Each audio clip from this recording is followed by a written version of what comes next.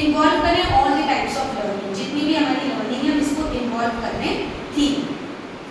अब जैसे आजकल शादियां होती हैं, शादियों में क्या किसी को बोलना पड़ता है मेहंदी हो रही है तो हरा पहन कर आओ, हल्दी हो रही है तो पीला पहन कर, आजकल बोलना ही नहीं पड़ता। It is the inbuilt theme nowadays, पहले से ही उसमें उस तरीके से लगा दिया जाता है वो थीम, राइट। तो इसका क्या मतलब होता है, इसका ये मतलब होता है कि जब हमारा फंक्शंस में थीम चल रहा है तो क्लासरूम में क्यों लग रहा है। लाइक प्री स्कूल टीचर्स, यहाँ कितने प्री स्कूल टीचर्स हैं?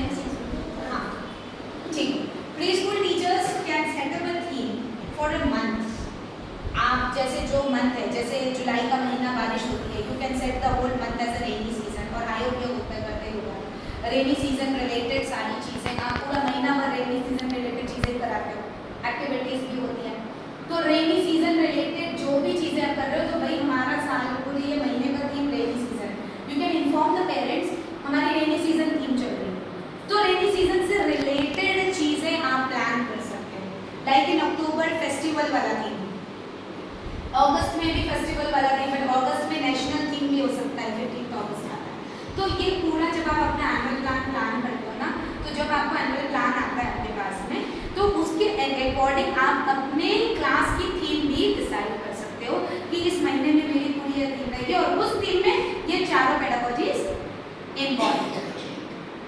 तो आपको सोचना नहीं पड़ेगा, अगर आपने एक थीम डिसाइड कर लिया, चलो मेरा थीम तो ये जो लास्ट वाला पार्ट है इसको पहले करना है, पहले थीम डिसाइड करो। Theme is it important?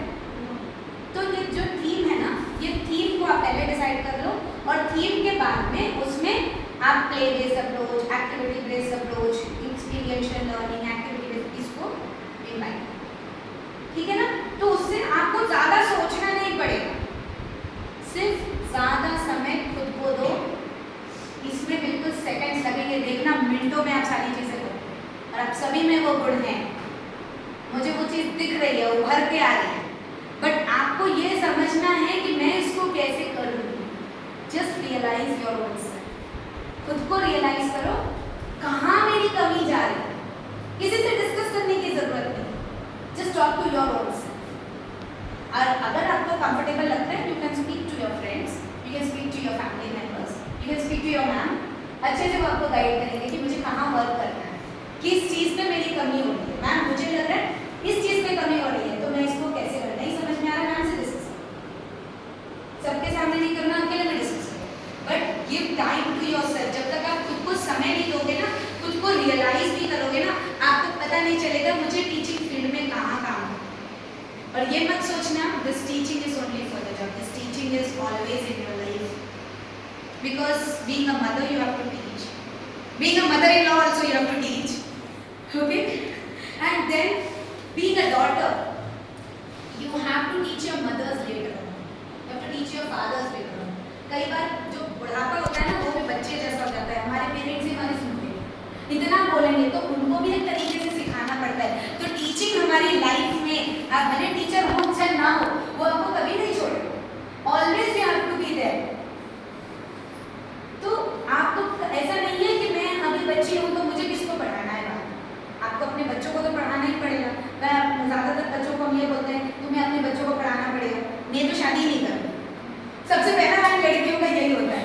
अरे तो उससे क्या, तुम्हें अपने माँ बाप को पढ़ाना पड़ेगा, भाई जब वो बूढ़े होंगे तब उनको तो संभालना पड़ेगा, मत करो, उन्हें तो संभालना पड़ेगा, तो उन्हें कौन संभालेगा, वो उनका दिमाग बच्चों जैसा हो जाता है बुढ़ापे में। कई चीज़ें ऐसी हो जाती है ना, जो आप जैसे नीटनेस, वही व्यक्ति जो इतना नीटनेस रखता है, इतना साफ सुथरा रखता है, पर बुढ़ापे में वही व्यक्ति इतनी गंदगी मचा देता है कि हमें साफ करना होता है। तो उस समय उनको भी तो फिर से याद दिलाना पड़ेगा आपको ना, तो आप उनको डांट के तो नहीं बोल सकते, प्रेम से ही बोलोगे, तो वो स्किल आपके अंदर डेवलप करनी पड़ेगी ना। So teaching is the thing which is never going to leave, इसलिए अपने अंदर इस स्किल को जरूर लेकर आओ। बस एक ही तरीका है, खुद को समझो, जस्ट स्पेयर सम मी टाइम, 10 मिनट, 15 मिनट, आधा घंटा, 1 घंटा, जितना ज़्यादा, बहुत ज़्यादा समय भी मत दे देना, नहीं तो मैम ने मी टाइम बोला तो हम मी टाइम में ही समय चला गया मैम, थोड़ा थोड़ा करके शुरुआत। So this was about the foundation stage में हम कैसे करेंगे innovative teaching practices. Anybody needs a break? Hello ji, तो नेक्स्ट